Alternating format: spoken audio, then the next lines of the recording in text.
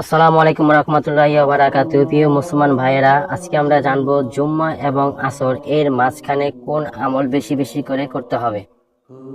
শুক্রবার আসরের পরের আমল সূর্য ডোবার কিছুক্ষণ আগ থেকে সূর্যোদয় পর্যন্ত গুরুত্বের সাথে জিকির, তাসবিহ ও দোয়ার লিপ্ত থাকা, কারণ এটি শুক্রবার দোয়া কবুলের সময়। এখন আমরা জানবো আসরের পরের বিশেষ আমল। রাসূল সাল্লাল্লাহু আলাইহি সাল্লাম বলেছেন, দিন সমূহের মধ্যে জুম্মার দিন শ্রেষ্ঠ এবং তা আল্লাহর কাছে অধিক সম্মানিত। তাই ইসলামে জুম্মার দিন একটি মর্যাদাপূর্ণ দিন। এই দিনে আসরের পরে দোয়া কবুল হয়।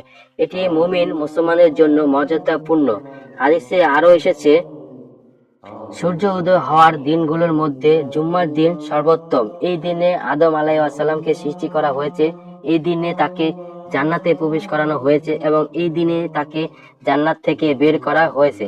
হাদিসে ঘোষণা অনুযায়ী জুম্মার দিন আসরের সময়টি খুবই গুরুত্বপূর্ণ। এই সময় মুমিনের জন্য বিশেষ কিছু আমলের কথা এসেছে হাদিসে।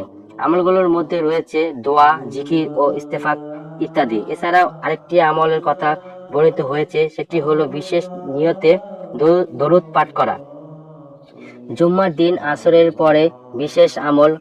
হযরত আবু হুরায়রা রাদিয়াল্লাহু থেকে বর্ণিত, রাসূল সাল্লাল্লাহু আলাইহি সাল্লাম ইরশাদ করেন, যে ব্যক্তি জুম্মার দিন আসরের নামাজের পর ওই স্থানে বসে অবস্থায় ৮০ বার নিম্ন উল্লেখিত দরুদ পাঠ করবে এবং ৮০ বছরের গুনাহ মাফ হয়ে যাবে এবং ৮০ বছরের নফল ইবাদত সওয়াব তার আমলনামা দেওয়া হবে।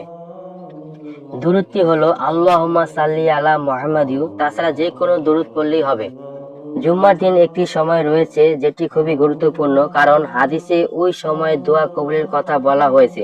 হযরত আবু হুরায়রা রাদিয়াল্লাহু আনহু থেকে বর্ণিত, রাসূল সাল্লাল্লাহু আলাইহি সাল্লাম বলেন, জুম্মার দিনে এমন একটি সময় আছে, সেই সময়টা যদি কোনো মুসলিম নামাজ আদায়ের অবস্থায় থাকে এবং আল্লাহর কাছে কিছু চায়, আল্লাহ অবশ্যই তার সেই চাহিদা বা দোয়া কবুল করেন। এবং এরপর রাসূল সাল্লাল্লাহু আলাইহি সাল্লাম বলেছেন, জুম্মার দিনের 12 ঘন্টার মধ্যে এমন একটি মুহূর্ত রয়েছে, যদি কোনো মুসলিম এই সময়ে আল্লাহর কাছে কিছু প্রার্থনা করে, তাহলে মহান ওই সময় সর্বশ্রেষ্ঠ মহান আল্লাহ তাকে কিছু দান করেন। এই মুহূর্তে তোমরা আসরের শেষ সময়ে অনুসন্ধান করো। আসরের শেষ সময় বলতে সূর্য ডোবার আগ মুহূর্তকে বলা হয়।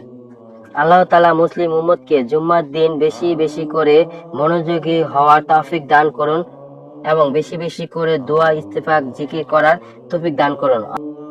তো ভিডিওটি আর লম্বা করলাম না, সবাই ভালো থাকবেন, সুস্থ থাকবেন। আমি প্রতিদিন একটি করে ইসলামিক ভিডিও এই চ্যানেলে আপলোড করে থাকি, তাই যদি সম্ভব হয় আমার এই চ্যানেলটিকে সাবস্ক্রাইব করে রাখতে পারেন।